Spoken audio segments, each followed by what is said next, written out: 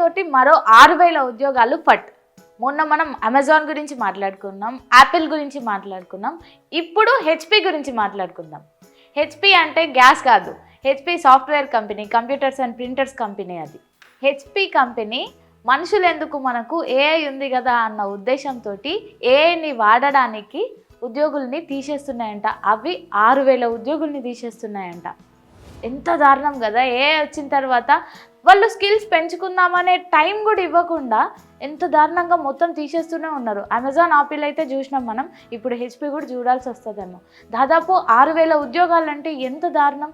ఏఐని మనము ఎట్లా వాడాలా ఏం కథ తెలుసుకునే టైంలోనే ఉద్యోగాలు పోతున్నాయి. హెచ్పి కంపెనీ కూడా ఎందుకు తీసేయాల్సి వస్తుంది అని అంటే రెసిషన్, కాస్ట్ కటింగ్, ప్రాజెక్ట్స్ లేకపోవడంతో వచ్చి తీసేస్తున్నామని చెప్తుంది. అయితే ఇందులో ఇంపార్టెంట్ పాయింట్ ఏంది, వాళ్ళు ఏం చెప్తున్నారంటే కంపెనీ ఇక్కడ ర్యామ్, నాండో అనే చిప్స్ గ్లోబల్గా రేట్లు పెరిగిపోయినాయంట. అయితే ఆ భారం కంపెనీ మీద పడకుండా ఈ పైసల ఖర్చు ఎట్లా తీసుకోవాలా, అందుకనే ఉద్యోగాలను తీసేస్తే వీళ్ళకు ఈ పైసలు మిగులుతాయి కాబట్టి ఈ ప్లేస్లో, ఉద్యోగాల ప్లేస్లో ఏని వాడుకుందామని అనుకుంటున్నారంట. అందుకే 6,000 ఉద్యోగాలు ఫట్ అవ్వబోతున్నాయి. దేశంలో ఇప్పటికే నిరుద్యోగం పెరిగిపోతుంది.